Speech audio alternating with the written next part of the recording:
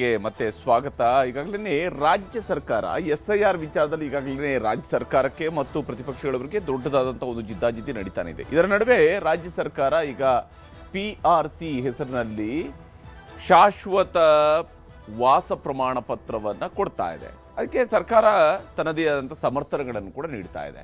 SIR ಪ್ರಕ್ರಿಯೆಗೆ ರಾಜ್ಯ ಸರ್ಕಾರ ಸಹಕಾರವನ್ನು ಕೊಡ್ತಾ ಬಂದಿದೆ ಮತ್ತು ಆ ಪ್ರಕ್ರಿಯೆಯಲ್ಲಿ ಬಹಳ ಆಕ್ಟಿವ್ ಆಗಿ ಕಾಂಗ್ರೆಸ್ನವರು ಪಾರ್ಟಿಸಿಪೇಟ್ ಮಾಡ್ತಾ ಇದ್ದಾರೆ. ವಿಶೇಷವಾಗಿ ಇದೇ ಕಾರಣಕ್ಕಾಗಿ ಚುನಾವಣಾ ಆಯೋಗದ ನಿಯಮದಂತೆಯೇ ನಾವು ಶಾಶ್ವತ ನಿವಾಸ ಪತ್ರವನ್ನು ಕೊಡ್ತಾ ಇದ್ದೀವಿ ಅಂತೇಳಿ ಸರ್ಕಾರ ಹೇಳ್ತಾ ಇದೆ, ಮುಖ್ಯಮಂತ್ರಿಗಳು ಹೇಳ್ತಾ ಇದ್ದಾರೆ. ವಿಶೇಷವಾಗಿ ಶಾಶ್ವತ ನಿವಾಸ ಪ್ರಮಾಣ ಪತ್ರ ಹಾಗೂ ಜಾತಿ ಪ್ರಮಾಣ ಪತ್ರಗಳ ವಿತರಣೆಗೆ ಈಗ ರಾಜ್ಯ ಸರ್ಕಾರ ಮುಂದಾಗಿದೆ.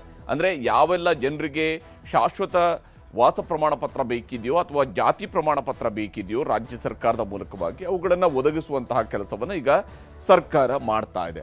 ಇಲ್ಲಿ ವಿಧಾನಸೌಧದಲ್ಲಿ ಮುಖ್ಯಮಂತ್ರಿ DK ಶಿವಕುಮಾರ್ ಹಾಗೂ ಉಪಮುಖ್ಯಮಂತ್ರಿ ಡಾಕ್ಟರ್ G ಪರಮೇಶ್ವರ್ ಅವರು ಈ ಒಂದು ಪ್ರಕ್ರಿಯೆಗೆ ಚಾಲನೆಯನ್ನು ಕೊಟ್ಟಿದ್ದಾರೆ. ಅಷ್ಟೇ ಅಲ್ಲ, ಬಹಳ ಮುಖ್ಯವಾಗಿ ಇಲ್ಲಿ ಗಮನಿಸಬೇಕಾಗಿರುವಂತಹ ಸಂಗತಿ ಅಂದರೆ ಈ ಎಲ್ಲ ಸೌಲಭ್ಯವನ್ನು ಆನ್ಲೈನ್ ಮೂಲಕವಾಗಿ ಕೂಡ ಕೊಡ್ತೀವಿ, ವೆಬ್ಸೈಟ್ ಮೂಲಕ ಕೊಡ್ತೀವಿ ಮತ್ತು ಉಚಿತವಾಗಿ ಕೊಡ್ತಾ ಇದ್ವಿ. ವೆಬ್ಸೈಟ್ ಮೂಲಕ ಉಚಿತವಾಗಿ PRC ಮತ್ತು ಜಾತಿ ಪ್ರಮಾಣ ಪತ್ರವನ್ನು ಹಂಚಿಕೆ ಮಾಡೋದಕ್ಕೆ ಹೊರಟಿದ್ದಾರೆ. ಅದಕ್ಕೆ ಬೇಕಾಗಿರುವಂತಹ ಪ್ರಾಸೆಸ್ಗಳನ್ನು ಈಸಿ ಮಾಡಿಕೊಡ್ತಾ ಇದ್ದೀವಿ ಅಂತೇಳಿ ಸರ್ಕಾರ ಹೇಳ್ತಾ ಇದೆ.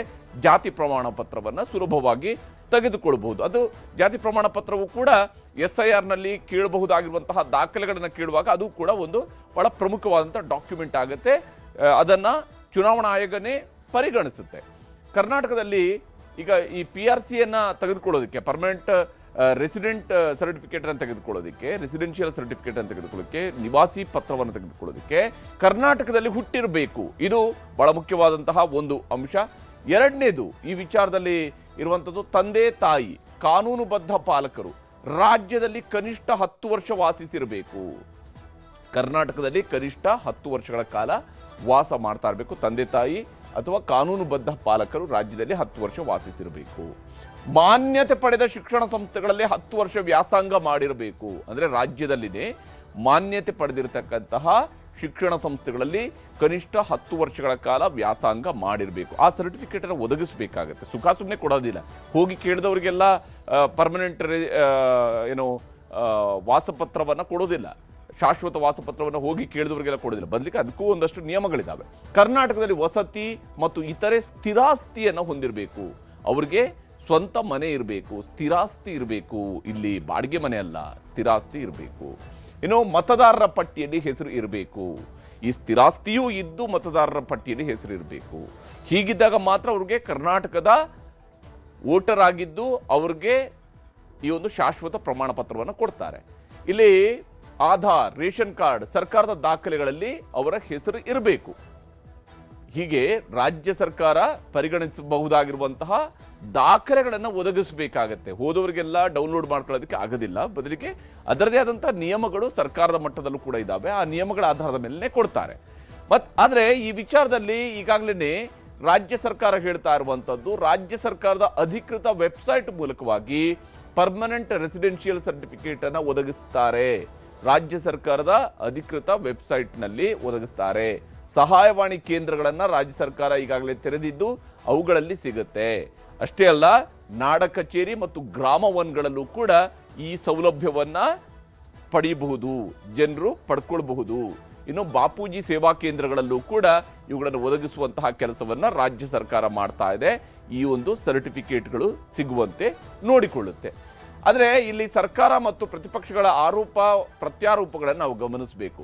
ಸರ್ಕಾರ ವಾದಿಸ್ತಾ ಇರುವಂಥದ್ದು ಏನು ಅಂತ ಹೇಳಿದ್ರೆ, ರಾಜ್ಯದ ಅರ್ಹರಿಗಷ್ಟೇ, ಅಂದರೆ ನಾವು ಏನು ನಿಗದಿತವಾಗಿರ್ತಕ್ಕಂತಹ ದಾಖಲಾತಿಗಳನ್ನು ಕೇಳ್ತೀವಿ, ಆ ದಾಖಲಾತಿಗಳನ್ನು ಒದಗಿಸುವ ಅರ್ಹರಿಗಷ್ಟೇನೆ ಈ ಸರ್ಟಿಫಿಕೇಟ್ ಕೊಡ್ತೀವಿ. ಆದರೆ ಅಕ್ರಮ ಬಾಂಗ್ಲಾವಾಸಿಗಳಿಗೂ ಕೂಡ ಮಣೆ ಹಾಕ್ತಾ ಇದ್ದಾರೆ ಅಂತೇಳಿ ಪ್ರತಿಪಕ್ಷಗಳವರು ಆರೋಪ ಮಾಡ್ತಾ ಇದ್ದಾರೆ. ಹೊರಗಿನವರಿಗೆ ಈ ಸವಲತ್ತುಗಳು ಕೊಡೋದಿಲ್ಲ ಅಂತೇಳಿ ಸರ್ಕಾರ ಹೇಳ್ತಾ ಇದ್ರೆ, ಹೊರಗಿನವರಿಗೆ ಮಣೆ ಹಾಕೋದಕ್ಕೇನೆ ಈ ಪತ್ರ ಕೊಡ್ತಿರೋದು ಅಂತೇಳಿ ಪ್ರತಿಪಕ್ಷಗಳವರು ದೂರ್ತಾ ಇದ್ದಾರೆ. ಆಯೋಗದ ನೀತಿ ನಿಯಮದ ಅಡಿಯಲ್ಲಿ ಹಂಚಿಕೆ ಮಾಡ್ತೀವಿ ಅನ್ನೋದು ಸರ್ಕಾರದ ವಾದವಾಗಿದ್ರೆ, ರಾಜ್ಯ ಸರ್ಕಾರಕ್ಕೆ ಅಂತನ್ನ ಕೊಡೋದಕ್ಕೆ ಅಧಿಕಾರನೇ ಇಲ್ಲ ಅಂತ ಹೇಳಿ ಪ್ರತಿಪಕ್ಷಗಳವರು ಹೇಳ್ತಿದ್ದಾರೆ. ನಿಮ್ಮ ಮತ ನಿಮ್ಮ ಹಕ್ಕು, ಅದು ನಮ್ಮ ಗ್ಯಾರಂಟಿ ಅಂತ ಹೇಳಿ ಸರ್ಕಾರ ಹೇಳ್ತಾ ಇದ್ರೆ, ಇದು ವೋಟ್ ಬ್ಯಾಂಕ್ನ ರಾಜಕೀಯ, ವೋಟ್ ಬ್ಯಾಂಕ್ ಗ್ಯಾರಂಟಿ ಮಾಡೋದಕ್ಕೆ ಹೊರಟಿದ್ದಾರೆ ಅಂತೇಳಿ ಪ್ರತಿಪಕ್ಷಗಳವರು ಹೇಳ್ತಿದ್ದಾರೆ. ಸರ್ಕಾರ ಜನರ ಸಂಬಂಧದ ಬೆಸುಗೆಯಾಗಿ ಈ PRC ಮತ್ತು ಜಾತಿ ಸರ್ಟಿಫಿಕೇಟ್ ಕೊಡ್ತೀವಿ ಅಂತೇಳಿ ಸರ್ಕಾರ ಹೇಳ್ತಿದ್ರೆ ಆತಂಕ, ಆಘಾತಕಾರಿಯಾದಂತಹ ನಿರ್ಧಾರವನ್ನ ಸರ್ಕಾರ ಕೈಗೊಂಡಿದೆ ಅಂತೇಳಿ ಪ್ರತಿಪಕ್ಷಗಳು ಆರೋಪವನ್ನ ಮಾಡ್ತಾ ಇದ್ದಾವೆ.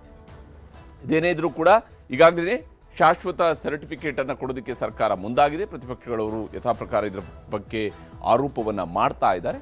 ಇದೇನೇ ಇದ್ರೂ ಜನರು ಈ ಸರ್ಟಿಫಿಕೇಟ್ಗಳನ್ನು ಪಡ್ಕೊಳ್ಳೋದಕ್ಕೆ ಅವಕಾಶವನ್ನು ಸರ್ಕಾರ ಒದಗಿಸಿದೆ. ಇದಾಗಿತ್ತು ಇವತ್ತಿನ ಪಂಚಾಯಿತಿ. ನಮಸ್ಕಾರ. ಮುಖ್ಯವಾಗಿ ದೆಹಲಿ ದಂಗಲ್, ದೆಹಲಿಯಲ್ಲಿ ಇವತ್ತು ವಿದ್ಯಾರ್ಥಿಗಳ ಸಂಘಟನೆಗಳು, CJPಯ ಕಾರ್ಯಕರ್ತರು ಇವರೆಲ್ಲರೂ ಕೂಡ ಬಹಳ ದೊಡ್ಡ ಸಂಖ್ಯೆಯಲ್ಲಿ ಜಮಾಯಿಸಿದ್ರು. ಜಂತರ್ ಮಂತರ್ನಿಂದ ಹೊರಟರು, ಮೆಟ್ರೋ ನಿಲ್ದಾಣಗಳಲ್ಲಿ ಗಲಾಟೆ ಮಾಡಿದ್ರು. ಒಂದು ರೀತಿಯಾದಂತಹ ದಂಗೆ ಇದ್ದಂತಹ ಪರಿಸ್ಥಿತಿಯನ್ನು ನಿರ್ಮಿಸುವಂತಹ ಪ್ರಯತ್ನವನ್ನು ಮಾಡಿದ್ರು. ಸಂಸತ್ಗೆ ಮುತ್ತಿಗೆ ಹಾಕೋದಕ್ಕೆ ಹೊರಟರು. ಸಂಸತ್ತಿನ 4 ಭಾಗಗಳಲ್ಲಿ ಯಾವ್ಯಾವ ಗೇಟ್ಗಳಿದಾವೋ ಎಲ್ಲ ಗೇಟ್ಗಳನ್ನು ಕೂಡ ಕ್ಲೋಸ್ ಮಾಡಲಾಯಿತು ಮತ್ತು ಪರಿಸ್ಥಿತಿಯನ್ನು ನಿಯಂತ್ರಣಕ್ಕೆ ತೆಗೆದುಕೊಳ್ಳೋದರಲ್ಲಿ ಪೊಲೀಸರು ಯಶಸ್ವಿಯಾದರು. ಯಾವ ಸ್ವರೂಪದ ಹೋರಾಟ ನಡೆದಿದೆ, ಲಾಠಿ ಚಾರ್ಜ್ ನಡೆದಿದೆ, ಅಶ್ರುವಾಯುಗಳನ್ನು ಸಿಡಿಸಲಾಗಿದೆ, ಪರಿಸ್ಥಿತಿ ಹೇಗಿತ್ತು ಇವತ್ತು ರಾಷ್ಟ್ರ ರಾಜಧಾನಿಯಲ್ಲಿ ಅನ್ನೋದನ್ನ ಈ ವರದಿಯಲ್ಲಿ ತೋರಿಸ್ತೀವಿ.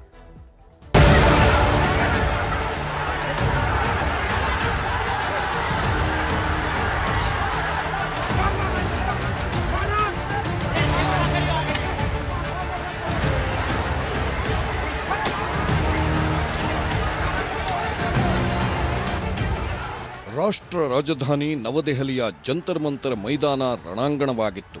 ನೀಟ್ ಪರೀಕ್ಷೆ ಅಕ್ರಮ ವಿರೋಧಿಸಿ ಕಾಕ್ರೋಚ್ ಜನತಾ ಪಾರ್ಟಿ ಕರೆಕೊಟ್ಟಿದ್ದ ಸಂಸತ್ ಚಲೋಗೆ ಭಾರೀ ಬೆಂಬಲ ವ್ಯಕ್ತವಾಗಿದೆ. ದೇಶದ ಬೇರೆ ಬೇರೆ ಕಡೆಗಳಿಂದ ರಾಜಧಾನಿಗೆ ಬಂದಿದ್ದ ವಿದ್ಯಾರ್ಥಿಗಳ ಸಮೂಹ ಕೇಂದ್ರ ಸರ್ಕಾರದ ವಿರುದ್ಧ ಸಿಟ್ಟು ಹೊರಹಾಕಿದ್ರು.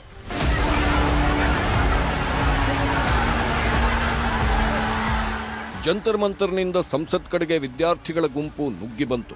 ಸಂಸತ್ನ ಸುತ್ತಲೂ ಭದ್ರತೆ ಮಾಡಿಕೊಳ್ಳಲಾಗಿತ್ತು. ಆದರೂ ಕೆಲ ವಿದ್ಯಾರ್ಥಿಗಳು ಜಂತರ್ ಮಂತರ್ ಹಾರಲು ಪ್ರಯತ್ನಿಸಿದ್ರು. ಕಾಂಪೌಂಡ್ ಹಾರಿದ ಯುವಕರನ್ನ ತಡೆಯಲಾಯಿತು. ಈ ವೇಳೆ ಕೆಲವರು ಅಸ್ವಸ್ಥಗೊಂಡರು. ಜಂತರ್ ಮಂತರ್ನಂತೆಯೇ ಪಟೇಲ್ ಚೌಕ್ನಲ್ಲೂ ವಿದ್ಯಾರ್ಥಿಗಳ ಸಾಗರವೇ ಇತ್ತು. ಪೊಲೀಸ್ ಬ್ಯಾರಿಕೇಡ್ಗಳನ್ನು ಕಿತ್ತೆಸೆದು ಸಾಗರದಂತೆ ನುಗ್ಗಿ ಬಂದರು ವಿದ್ಯಾರ್ಥಿಗಳು. ಪ್ರತಿಭಟನಾ ನಿರತ ವಿದ್ಯಾರ್ಥಿಗಳ ಮೇಲೆ ಲಾಠಿ ಚಾರ್ಜ್, ಸಿಕ್ಕವರ ಮೇಲೆ ಪೊಲೀಸರಿಂದ ಲಾಠಿ ಚಾರ್ಜ್, ಅಶ್ರುವಾಯು ಪ್ರಯೋಗ, ಮನಸ್ಸೋ ಇಚ್ಛೆಯಂತೆ ಥಳಿತ.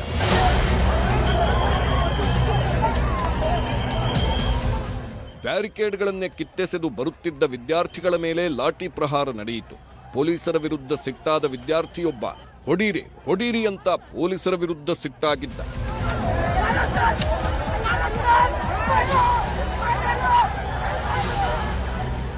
ಜಂತರ್ ಮಂತರ್, ಪಟೇಲ್ ಚೌಕ್, ಸಂಸತ್ತಿನ ಬೀದಿಗಳಲ್ಲಿ ಸೇರಿದ್ದವರ ಮೇಲೆ ಲಾಠಿ ಪ್ರಹಾರ ನಡೆಯಿತು. ಸಿಕ್ಕವರಿಗೆ ಹೊಡೆದು ಪ್ರತಿರೋಧ ತೋರಿದ ವಿದ್ಯಾರ್ಥಿಗಳನ್ನ ಎಳೆದೊಯ್ದರು.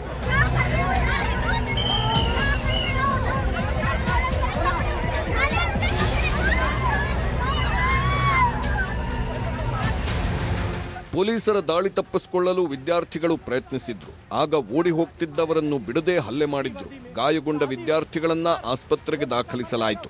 ಬಸ್ಗಳ ಮೇಲೆ ಏರಿದ ವಿದ್ಯಾರ್ಥಿಗಳು ಸಿಟ್ಟು ಹೊರಹಾಕಿದ್ರು.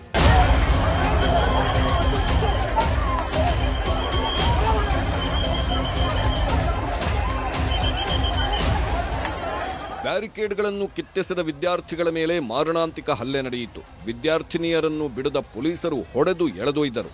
ಪಟೇಲ್ ಚೌಕ್ನಲ್ಲಿ ಕೂತಿದ್ದವರ ಮೇಲೂ ಹಲ್ಲೆ ಮಾಡಿದ ಪರಿಣಾಮ ವಿದ್ಯಾರ್ಥಿಗಳ ಕೈಕಾಲುಗಳು ಮುರಿದವು.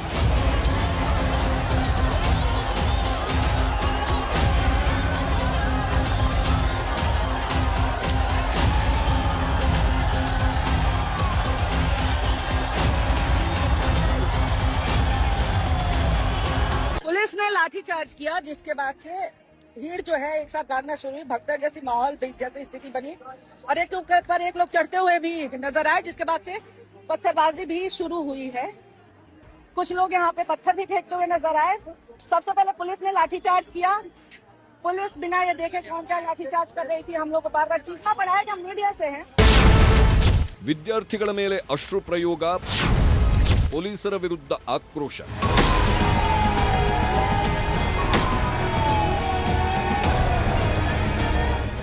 ಶಾಸ್ತ್ರಿ ಭವನ ಬಳಿ ವಿದ್ಯಾರ್ಥಿಗಳ ಹೋರಾಟ ಹತ್ತಿಕ್ಕಲು ಸಾಧ್ಯವಾಗದಿದ್ದಾಗ ಅನಿವಾರ್ಯವಾಗಿ ಪೊಲೀಸರು ಅಶ್ರುವಾಯು ಪ್ರಯೋಗ ಮಾಡಿದರು.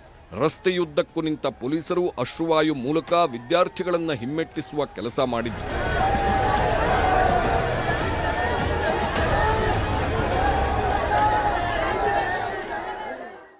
आज पूरे लोकतंत्र के लिए, डेमोक्रेसी के लिए, इतिहास के लिए ये काला दिवस के रूप में मनाया जाएगा। आप मीडिया रिपोर्टर्स हैं, पुलिस वाले भी, उनकी आंखों में शर्मिंदगी दिख रही थी, लेकिन अपनी ड्यूटी के कारण अपने बैचेस निकाल के आए थे। गुंडे बने हुए थे कुछ पुलिस वाले तो सहयोग कर रहे थे, लेकिन कुछ पुलिस वाले बिना वर्दी के आए थे और बच्चों को मारा है, बच्चों को करंट दिया है।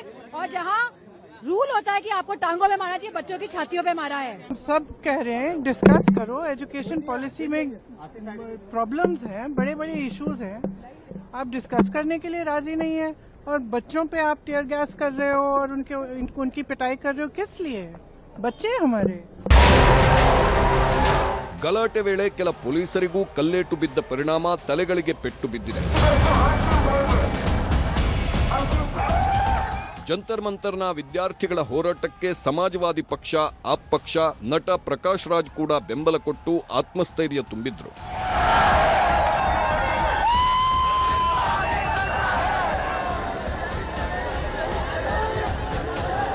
ಟಿಎಂಸಿ ಪಕ್ಷದ ಮಹುವಾ ಮೊಯಿತ್ರಾ, ಶಿವಸೇನೆ ಪಕ್ಷದ ಆದಿತ್ಯ ಠಾಕ್ರೆ, ಆಜಾದ್ ಸಮಾಜ ಪಕ್ಷದ ಚಂದ್ರಶೇಖರ್ ಆಜಾದ್, ದೆಹಲಿ ಮಾಜಿ ಸಿಎಂ ಅತಿಶಿ ಕೂಡ ವಿದ್ಯಾರ್ಥಿಗಳ ಹೋರಾಟಕ್ಕೆ ಇಳಿದಿದ್ದರು.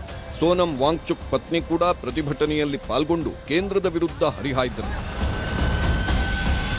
ये बहुत ही अनफॉर्चुनेट है कि हम इस सिचुएशन पे आ गए इस देश में कि हर एक बात को दबाया जाता है और किसी को भी अपना मुद्दा उठाने के लिए दबाया जाता है. ಹೀಗೆ ಗಲಾಟೆಗಳು ಹೆಚ್ಚಾಗುತ್ತಲೇ ಸಂಸತ್ನ ಅಷ್ಟದಿಕ್ಕುಗಳನ್ನು ಬಂದ್ ಮಾಡಲಾಯಿತು.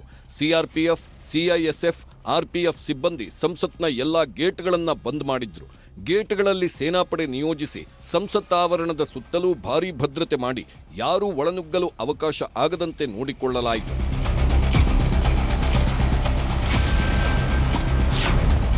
ಲೋಕಸಭೆ, ರಾಜ್ಯಸಭೆಯಲ್ಲೂ ಗದ್ದಲ. ಎರಡೂ ಸದನ ನಾಳೆಗೆ ಮುಂದೂಡಿಕೆ. ಕೇಂದ್ರ ಸರ್ಕಾರದ ವಿರುದ್ಧ ಹೊರಗೆ ವಿದ್ಯಾರ್ಥಿಗಳು ಹೋರಾಟಕ್ಕೆ ಇಳಿದಿದ್ದರೆ ಸಂಸತ್ನ ಒಳಗೆ ಪ್ರತಿಪಕ್ಷಗಳು ಗದ್ದಲ ಎಬ್ಬಿಸಿದವು.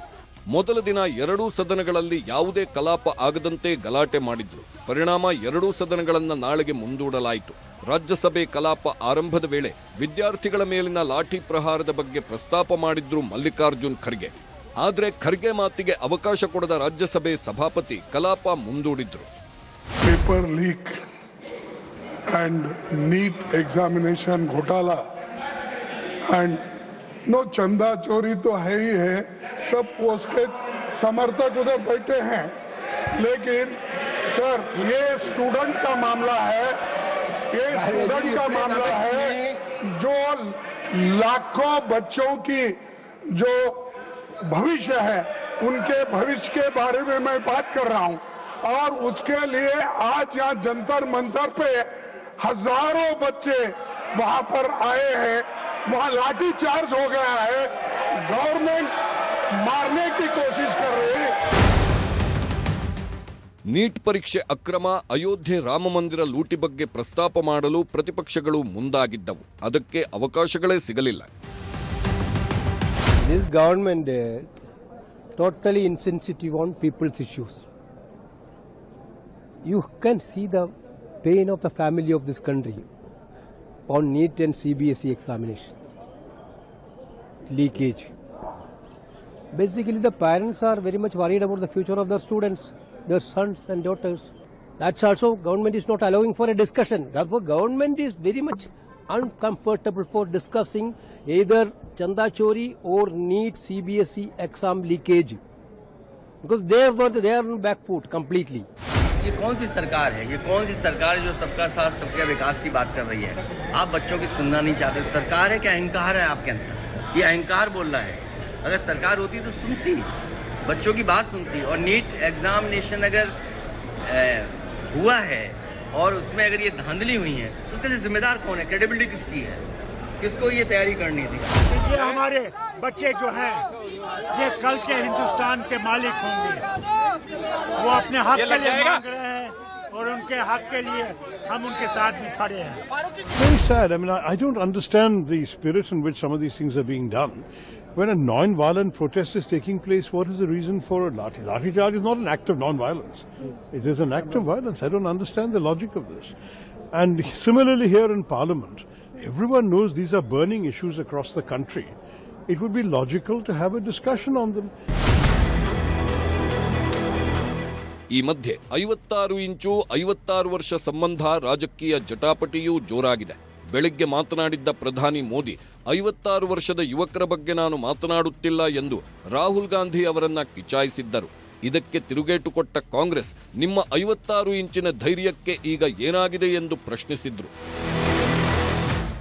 भारत के युवाओं ने अंतरिक्ष में नई उड़ान भरी है, बहुत बड़ी सफलता है। और ये जो स्काईरूट स्टार्टअप है उसमें जो नौजवान काम कर रहे हैं, मुझे बताया गया उनकी पूरी टीम की जो एवरेज एज है वो सिर्फ 28 साल है। ऐसे नौजवानों ने ये काम करके दिखाया है। मैं किसी 56 साल के नौजवान की बात नहीं कर रहा हूं। उनका काम यही है, मोदी जी का, दूसरों को टॉन्ट मारना, दूसरों को कुछ कहना। अरे पहले तुम अपनी प्रामाणिकता लोगों को दिखाओ। तुम्हारी 56 इंच की छाती किधर गई? तुम जो आज दूसरों को क्रिटिसाइज करते हो, तुम आपने क्या किया देश के लिए, ये मैं पूछता हूँ।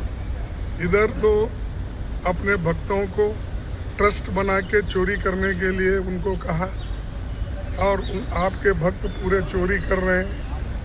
और आपने कानून बनाया और राम मंदिर के लिए, ट्रस्ट के लिए आप ही ने बनाया। ಈ ಎಲ್ಲದರ ಮಧ್ಯೆಯೇ ಸೋನಂ ವಾಂಗ್ಚುಕ್ ಹಾಗೂ ಅಭಿಜಿತ್ ದೀಪ್ಗೆ ತಮ್ಮ ಉಪವಾಸ ಸತ್ಯಾಗ್ರಹ ಕೈಬಿಟ್ಟಿದ್ದಾರೆ.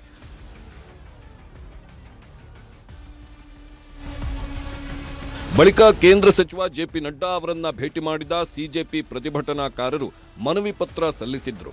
ಈ ಬಗ್ಗೆ ಪ್ರತಿಕ್ರಿಯಿಸಿರುವ ಜೆಪಿ ನಡ್ಡಾ, ಶಾಂತಿಯುತ ಮಾತುಕತೆಗೆ ಪ್ರಸ್ತಾಪ ಬಂದಿದೆ, ಎಲ್ಲವೂ ಸುಸೂತ್ರವಾಗಲಿದೆ ಎಂದಿದ್ದಾರೆ. ಆದರೆ ಸಂಸತ್ ಚಲೋಗೆ ಬಂದಿದ್ದ ವಿದ್ಯಾರ್ಥಿಗಳು ದೆಹಲಿಯಲ್ಲೇ ಇದ್ದಾರೆ. ಹೀಗಾಗಿ ಸರ್ಕಾರದ ಸಂಧಾನ ಸಭೆ, ನಾಳೆಯ ಅಧಿವೇಶನ ಹೋರಾಟಗಳು ಕುತೂಹಲ ಮೂಡಿಸಿವೆ. Bureau report, news 18. ಹೀಗೆ ಒಂದ್ ಕಡೆ ಹೋರಾಟ, ಮತ್ತೊಂದು ಕಡೆಯಲ್ಲಿ ಮಾತುಕತೆ, ಇವೆಲ್ಲವೂ ಕೂಡ ಜೊತೆಯಾಗಿಯೇ ಸಾಗ್ತಾ ಇವೆ. ಸಂಸತ್ತಿನ ಅಧಿವೇಶನ ಕೂಡ ನಡೀತಾ ಇರೋದ್ರಿಂದಾಗಿ ವಿಚಾರಗಳ ಬಗ್ಗೆ ಸಂಸತ್ನಲ್ಲೂ ಕೂಡ ಚರ್ಚೆ ನಡೆಸೋದಕ್ಕೆ ಅವಕಾಶ ಇದ್ದೇ ಇರುತ್ತೆ. ಆದರೆ ಅವಕಾಶವನ್ನು ಹೇಗೆ ಬಳಕೆ ಮಾಡಿಕೊಳ್ತಾರೆ ಅನ್ನೋದನ್ನು ನೋಡಬೇಕಾಗಿದೆ.